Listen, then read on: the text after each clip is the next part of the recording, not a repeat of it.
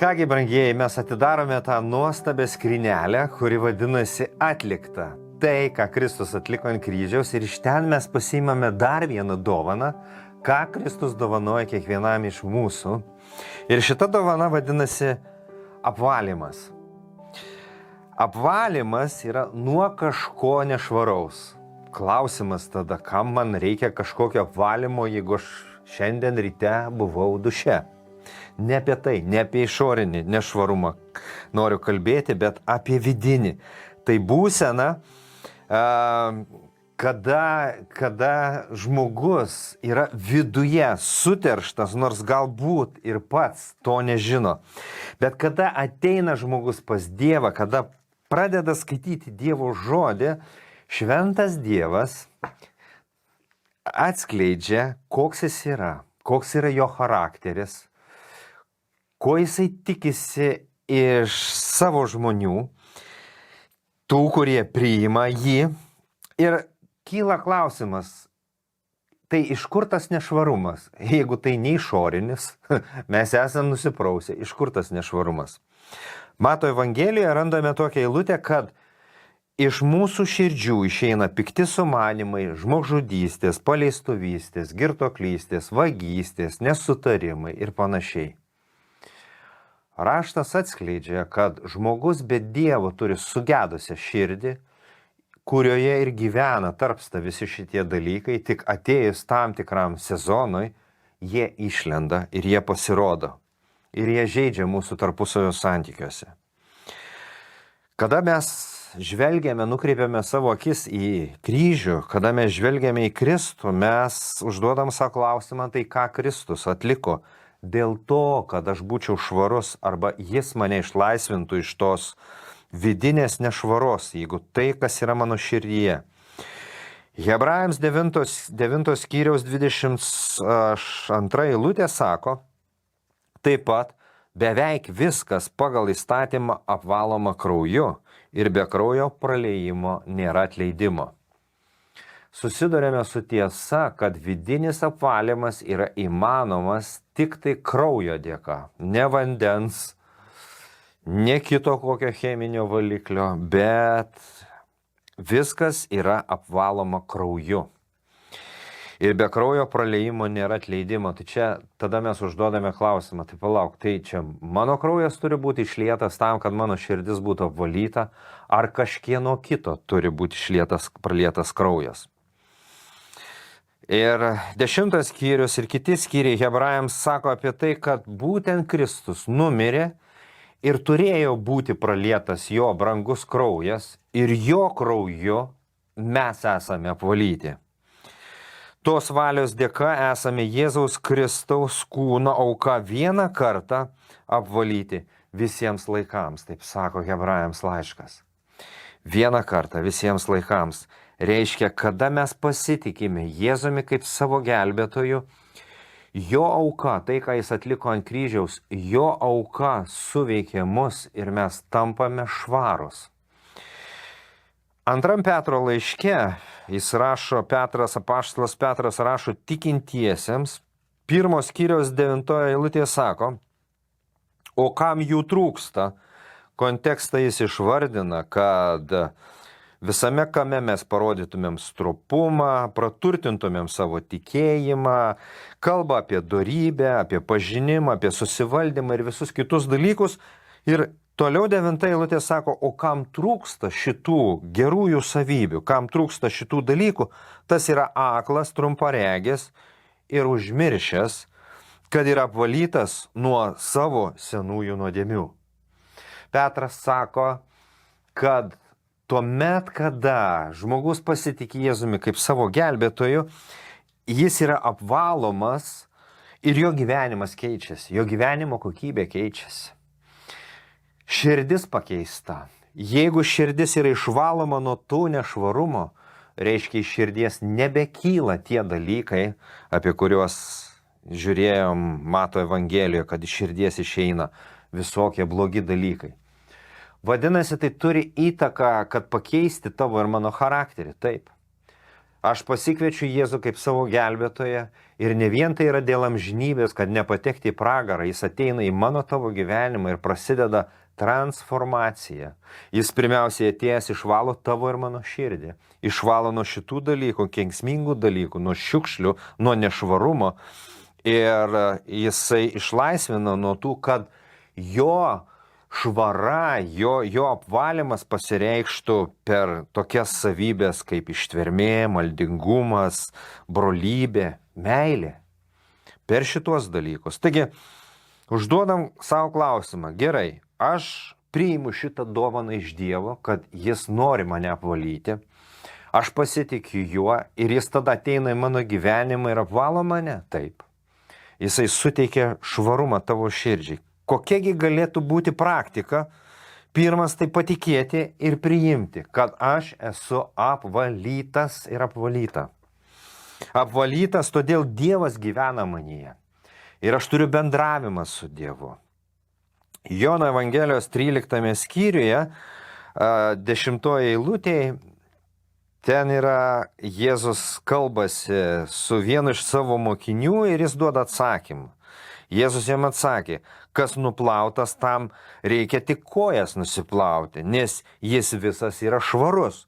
Ir jūs esate švarus, bet ne visi. Čia kalba apie Judą Iskarijotą. Bet Jėzus norėjo nuplauti Petrui kojas, Petras nesileido, Jėzus pamokina jį pamokos ir galiausiai duoda atsakymą, kad nereikia tavęs plauti dar kartą, dar ir dar kartą plauti. Vieną kartą Jėzus ateina į tavo mano gyvenimą ir mes tampame švarus. Apie tai pats Jėzus sako, kas nuplautas, tam reikia tik kojas nusiplauti, nes jis yra švarus, jis yra visas švarus. Štai ką sako Dievo žodis. Jeigu Jėzus ateina į tavo mano gyvenimą, Jėzus pats sako, tu esi švarus, tu esi visas švarus, Dievo akivaizdai. Tavyje nebėra tos nešvaros, tavo viduje, tavo širdyje. Ir jūs esate švarus. Taigi mes priimame šitą žodį, mes priimame, kad esame švarus, nors įpročiai, tos nešvarios širdies, tai, kas ateina į mūsų širdį, tos nešvarios širdies, tie visi likučiai, tie įpročiai, jie vis tiek taip netingsta vieną akimirką, tą pačią akimirką, kada tu pasitiki Jėzumi kaip savo gelbėtų, vis tiek jie laiks nuo laiko, per tam tikrų aplinkybių jie išlenda, tie nešvarumai. Ir mes sakome, tai palauk, tai mano širdis yra išvalyta, ar ji nėra išvalyta? Širdis yra išvalyta, taip sako Dievo žodis ir sako, jūs esate švarūs dėl žodžio, bet yra įpročiai, mūsų mąstymas, nepakeistas mąstymas. Mes kartais įjungiame tuos senus tokius įpročius ir jie pasireiškia. Ir galiausiai mes supratę, kad tai yra nešvaros kalba, nešvaros elgesys arba nešvari reakcija, tokia savanaudiška reakcija, mes suprantame, atleisk Dieve. Atleisk Dieve, tai iš tikrųjų nėra iš tavęs. Tai nėra švaru, tai nėra gražu. Ir tu mane apvalėjai, kad aš būčiau švarus visame savo elgesyje, savo charakteryje, savo meilėje, savo santykėje su kitais, kad nebūtų jokių nešvarių dalykų, praslėptų dalykų. Todėl mes sakome, ačiū Dieve, kad galime tavim pasitikėti, todėl kad tavyje nėra jokios klastos, nėra jokio melo. Jeigu tu savam žodį pasakei, tai yra tiesa, mes ir priimam. Supranti, tai yra nuostabus dalykas, todėl, kad Dievas yra švarus, šventas, mes galim jo pasitikėti. Bet dar yra nuostabesnis dalykas, kada mes sutinkame žmogų, kuris pasitikėjo Jėzumi kaip savo gelbėtojui ir jis yra lygiai taip pat apvalytas kaip ir tu. Ir mes žiūrime į jį kaip į apvalytą. Mes nežiūrime į išorę, mes nežiūrime į tuos trumpalaikius pasireiškiančius dalykus. Aha, matai, koks nešvarumas pas tave išlindo. Aha, tai kur tavo švara, kur tavo šventumas ir kur tavo Dievo buvimas. Mes į tuos dalykus nežiūrime, nes jie yra trumpalaikiai. Iš esmės, tos kaip Jėzus sako, tik kojas reikia nusiplauti. Kartais susipurviname tas kojas, bekeliaudami per gyvenimą, bet iš esmės mes visi esame švarūs. Ir kada mes vienas į kitą žiūrime, aš žiūriu į tave kaip švarų, kuriame ta švara reiškiasi tavo gyvenime. Ir aš esu tam, kad nenurodyti tavo krislų akyje ir širdyje. Aš neteinu su padidinimu lūpą, kaip kitas krikščionis, kad surasti tavyje kažkokį trūkumą. Ne. Aš ateinu tam, kad paskatinti. Dievas tave ir mane apvalė. Gal būkime švarūs. Mūsų santykiuose, mūsų motyvuose. Ir supranti, kame yra nuostabus dalykas, kad aš galiu pasitikėti tavimi, o tu manimi.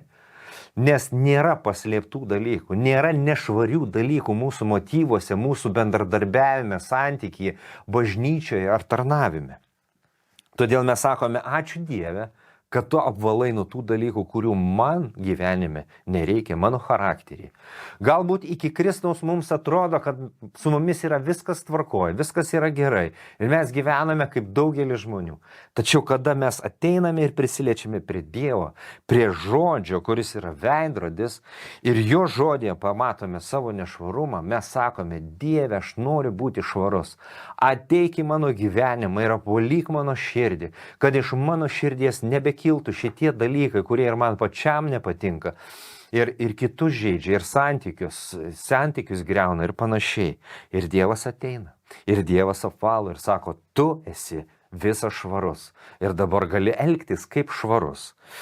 Taigi, net jeigu retkarčiais ir išlenda šitie dalykai, Dievas nesmerkia. Ir mes neprarandam amžino gyvenimo, ir mes neprarandam tos dovanos, apvalymo, kad jeigu ir pasireiškia dar šitie seni simptomai, senų mirusių dalykų, kaip pasakyti, konvulsijos ir išlenda melas, išlenda kažkoks galbūt savanaudiškas motyvas ir panašiai. Mes sakome, taip Dieve, aš esu švarus ir tu nori apvalyti mane ir nuo šito dalyko. Todėl aš tiesiog tikėjimu pasiduodu tau ir sakau, Viešpatie, išvalyk nuo viso šito. Galutinai mano mintis, mano supratimą, kad tie pasireiškimai, tie įpročiai, jie dingtų iš mano gyvenimo. Ir taip ir atsitinka. Per šventąją dvasią, šventoji dvasia, ta jėga, kuri ateina į tavo mano gyvenimą, jinai visus tuos dalykus paima iš tavo minčių, iš tavo proto, iš tavo įpročių. Ir tu jau pastebi, kad jų jau nebėra. Arba tavo artimieji sako, klausyk, tavo gyvenimas keičiasi, tavo charakteris pasikeitė, su tavim kažkas įvyko. Ir tu sakai, taip, Jėzus atėjo į mano gyvenimą, jis mane apvalė, aš esu švarus ir gyvenu švarume. Aš dėkoju jam už jo dovaną, aš dėkoju už tą švarą, apvalymą, visišką apvalymą. Kaip jis į mane žiūri, kaip į švarų. Todėl ir aš į tave žiūriu, kaip į švarų ir apvalytą. Laiminu tave, kad džiaugtumės tu šitą dovaną, priimtum ją nuoširdžiai ir džiaugtumės tą dovaną, nes tai yra iš tikrųjų džiaugsmas patirti švarą savo gyvenime, patirti bendravime su kitais, kad Dievas savo galingą jėgą apvalo ir kitų širdis. Ir supranti, yra didžiulė viltis, kad tavo artimieji šeimos nariai gali patirti tą patį. Ir nesvarbu, koks yra charakteris, nesvarbu, kaip jie elgiasi, nesvarbu, kaip jie kalba, nesvarbu, kokius sprendimus daro, dėl ko mes kartais ir atsiribojame nuo kai kurių žmonių. Dievas yra tas, kuris ateina ir pakeičia kardinaliai, išvalydamas tas nešvarias širdis ir duodamas tokią švarą, kad tu susitikdamas su tuo pačiu žmogum po keleto metų, po jo susitikimo su Kristumi, tu stebėsi ir sakai, ačiū tau Dieve, kad tu esi galingas. Todėl aš laiminu tave ir kartu su tavimi džiaugiuosi, kad tu paimi šitą dovaną, išvynioji ir džiaugiesi Viešpačiu, džiaugiesi tai, kaip ta dovana daro įtaką tavo gyvenime. Ir galiausiai aš džiaugiuosi už tavo artimuosius, nes jie būtinai tą pastebės.